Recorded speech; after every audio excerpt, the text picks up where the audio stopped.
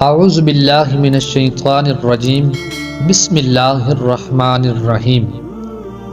بیت المقدس مسلمانوں کے لیے بھی انبیاء کی ہی نشانی تھی، اسی لیے ہیکل سلیمانی کو بیت المقدس کا نام دیا گیا۔ اسلام کے آغاز میں بیت المقدس کی جانب منہ کر کے نماز ادا کرنے کا حکم ہوا۔ 17 ماہ بعد ہماری عبادت کا رخ بیت المقدس سے بیت اللہ کی جانب موڑ دیا گیا، جسے پہلے حضرت آدم علیہ السلام اور پھر حضرت ابراہیم علیہ السلام نے تعمیر کیا۔ حضرت عمر رضی اللہ تعالی عنہ کے دور میں اسرائیل یعنی یروشلم پر عیسائیوں کا قبضہ تھا۔ جب بیت المقدس کے ہی احاطے میں انہوں نے گرجا گھر تعمیر کیا ہوا تھا اور یہودیوں کی نفرت میں عین تابوت سکینہ والی جگہ گند پھینکا کرتے تھے۔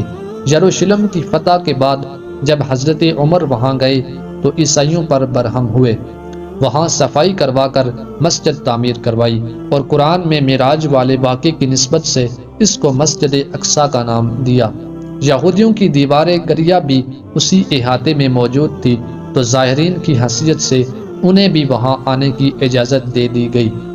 خلافت عباسیہ تک یروشلم ایک مسلم شہر رہا۔ اس کے بعد عیسائیوں نے دوبارہ یروشلم پر حملہ کر کے اس پر قبضہ کر لیا۔ صلاح الدین ایوبی نے عیسائیوں کے خلاف 50 سے زائد جنگیں کر کے بیت المقدس دوبارہ حاصل کیا، اور پھر 700 سالوں تک یہ خلافت عثمانیہ کے زیر سلطنت رہا۔ یہودیوں کو بھی دیوار گریہ تک اپنے مذہبی اقدامات کی آزادی رہی، اور یہودی آہستہ آہستہ پھر یروشلم میں آباد ہونا شروع ہو گئے۔ اس دوران میں کئی بار انہوں نے خلافت عثمانیہ کے سلطان کو پیسوں کے عوض یروشلم انہیں سونپنے کا لالچ دیا، لیکن ناکام رہے۔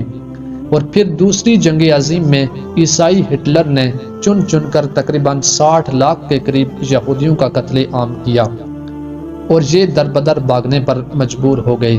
اس دوران میں انہیں یہ اندازہ ہو چکا تھا کہ انہیں اب خود اپنی پہچان بنانی ہے، اور بائبل میں موجود یہودیوں کے آخری عروج سے قبل والی کئی نشانیاں بھی ظاہر ہو چکی تھیں، اور وہ یہ تسلیم کر چکے تھے کہ ان کا آخری مسیحا اب دجال ہوگا، جس کی بدولت پوری دنیا ان کا دوبارہ بول بالا ہوگا۔ انہوں نے برطانیہ سے ساز باز کر کے خود کو الگ ریاست تسلیم کروا لیا۔ یوں اسرائیل باقاعدہ ایک ملک کی صورت میں دنیا کے نقشے پر ابھرا۔ پھر آہستہ آہستہ انہوں نے فلسطین اور دیگر مصری علاقوں پر بھی قبضہ کر لیا۔ عرب ممالک اسرائیل کے خلاف جنگ پر آئے، لیکن اس وقت تک یہ امریکہ، برطانیہ اور یورپ کی مدد سے خود کو اتنا مضبوط کر چکے تھے، عرب ممالک کو اس ایک چھوٹے سے ملک سے منہ کی کھانی پڑی۔ عیسائیوں نے بھی دیکھ لیا کہ اب ان سے لڑ کر کچھ حاصل نہیں ہونا، بلکہ نقصان ہی ہوگا، تو باقاعدہ گرجا گھروں میں پادریوں نے تقریبات منعقد کی اور یہودیوں کے لیے معافی کا اعلان کیا گیا۔ یوں سیاسی اور اقتصادی مفاد پرستی نے 2000 سالوں سے ایک دوسرے کے ازلی اور جانی دشمنوں کو ایک صف پر لا کھڑا کیا، اور قرآن کی بات بھی سچ ثابت ہوئی۔ یہود و نصارہ ایک دوسرے کے دوست ہیں۔ یہودیوں کے عقائد کے مطابق وہ ہیکل سلیمانی کی حفاظت نہیں کر پائے تو خود کو قصوروار کہتے ہیں، خود کو سزا دینے کے لیے زنجیروں اور چمڑے سے پیٹتے ہیں، اور دیوار گریہ کے پاس آہوزاری کرتے ہیں۔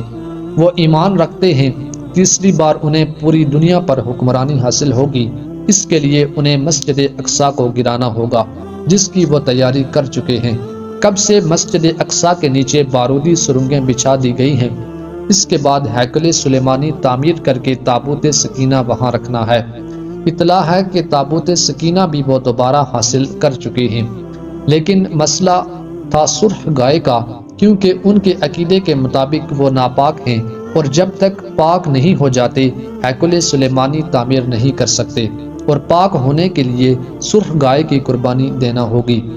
وہ گائے جس کی نشانیاں قرآن پاک میں بیان کی گئی ہیں، ہیکل سلیمانی کی تعمیر کے لیے انہیں اس کی قربانی دینا ہوگی۔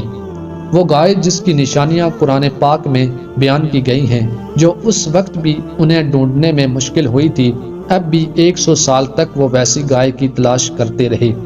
ٹیکنالوجی کا استعمال کرتے ہوئے بچے پیدا کرنے کا کامیاب تجربہ کیا، انہوں نے پھر اس تجربے کی بدولت ویسی نشانیوں والی گائے پیدا کرنے کی کوشش کی لیکن ناکام رہے۔